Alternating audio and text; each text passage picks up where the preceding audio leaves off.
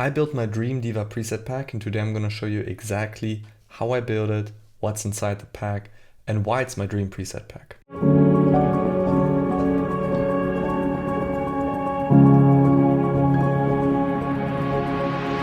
This is my absolute dream DIVA preset pack right now.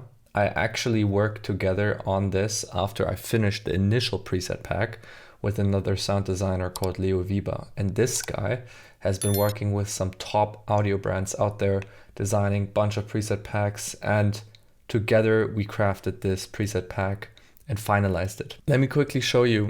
Every single one of these presets, or like 90% of them, has the opportunity to be further developed with the morph wheel. So some of them get more gritty if I play or if I use the morph wheel. Others just develop in this beautiful nostalgic scene. So let me show you, for example, this one.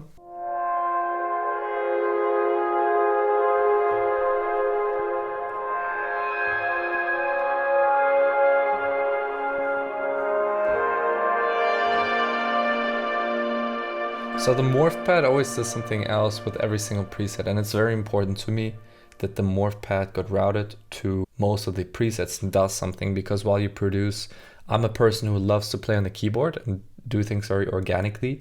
So it's very nice to already have some macros assigned. Let's quickly just go through some of these presets. ARP Antimatter.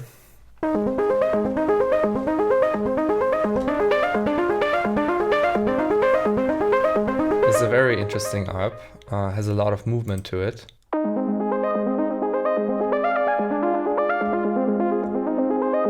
I also made sure to give each sound its own characteristic. Maybe also sometimes a bit like experimental.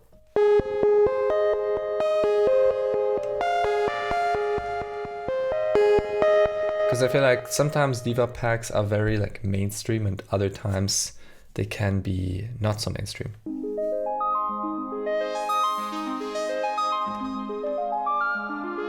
Yeah, and then the bass, of course.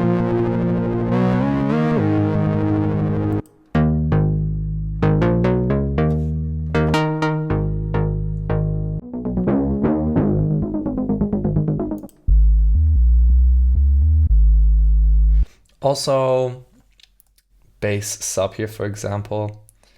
I just like to have some basics in here that you use in every single pack, or you should at least, like having a sub, a sustained sub for certain tracks. My favorite lead in this entire pack is called Lead Berlin. It sounds like this.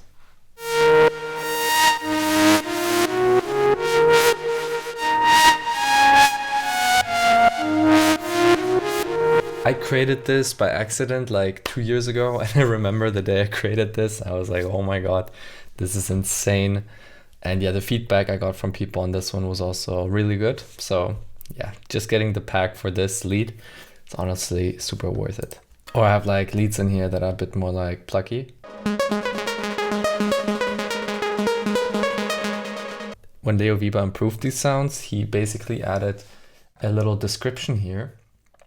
So he basically just said added playability with velocity controlling the rate of the fast tremolo, frequency modulation going subtly into frequency modulation territories, lowered the high pass filter for more body, added the mod wheel too as an effects. So he did very subtle changes to certain sounds, but it's quite nice to have like the overview of what he did. So you can kind of reverse engineer it also sometimes and get back to the more original sound. Oh yeah, and then I have these bonus sections, which is basically, this was the original sound. And then we basically created like a subtle change. But we weren't really sure which one we should pick, so I just kind of added that one as a bonus for the best ones.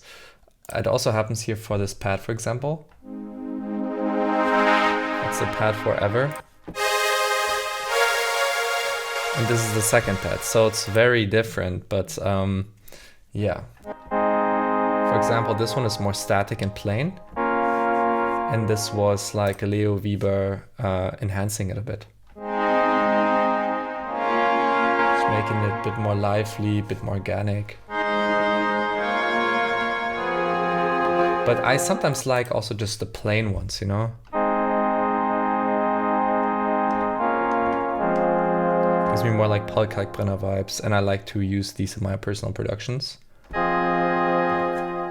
Sometimes too much movement, I think, is a bit too much. But this is dependent on who's producing, right?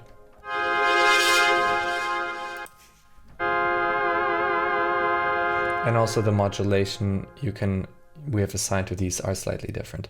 So yeah, you have a bunch of variation. The coolest thing about this pack are also these effects, because usually effects are super useless in DIVA packs. Like I have barely noticed like, you know, effects in DIVA packs that are actually useful. But these ones are just super addictive because, I mean, we have hats, the normal stuff. We also have these cool falling sound effects, or some weird, like, you know, experimental stuff.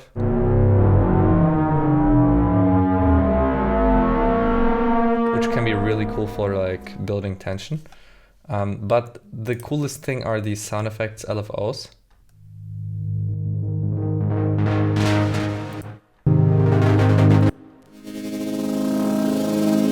For example, if we use, I think it was this one.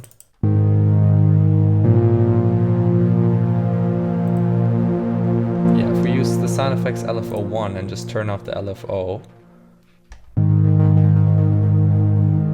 and then play chord.